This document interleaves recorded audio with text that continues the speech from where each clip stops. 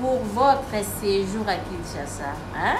Venez nous contacter. Tous à une adresse Moko Namatongi na Iribu A37. Ma bijou lobby, l'appartement à Bisso est bâti à partir de $15 par jour. Tous à l'appartement ya chambre simple, tous à l'appartement ya 2 chambres salon cuisine et puis tous à l'appartement ya chambre salon cuisine. Maman bijou lobby ici sur une place na Bisso. Tous à le problème il y a l'autre côté. Tous à le problème en courant, tous à le problème en maïté, sécurité assurée.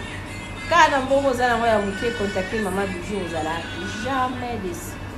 Allô la famille, nous avons présenté Bino. Toilette na biso, salle de bain na biso, il y a appartement, chambre, salon, cuisine. Appartement numéro 6. Toilette na biso yango, vous allez la douche. Maman n'a pas mal. Vous allez la douche, là l'accès qui va mal na biso. Et bimaka. Bomoni to bamai na biso toza na problème ya mai te citerne ematisaka mai likolo mai ebimaka oyo eza douche yango wana eza na appartement ezali na appartement chambre salon cuisine numéro 6 bomoni mai na biso ezobima mai ezobima.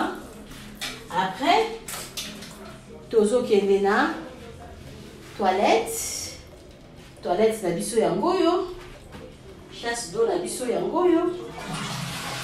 Boyoki mai ya wana eleki na toilette na biso yango yo. Donc c'est ça. Toilette na biso yango yo.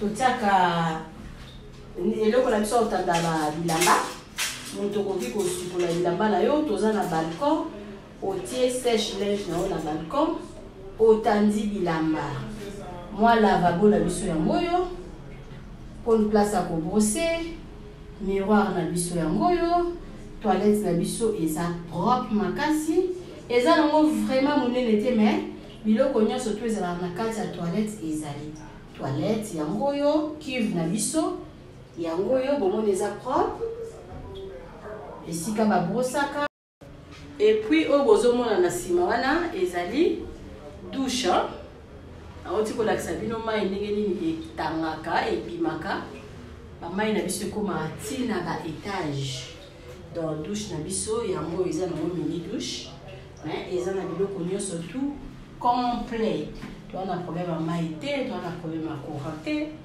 Maman Bijou a le confier biso, beaucoup jamais déçu.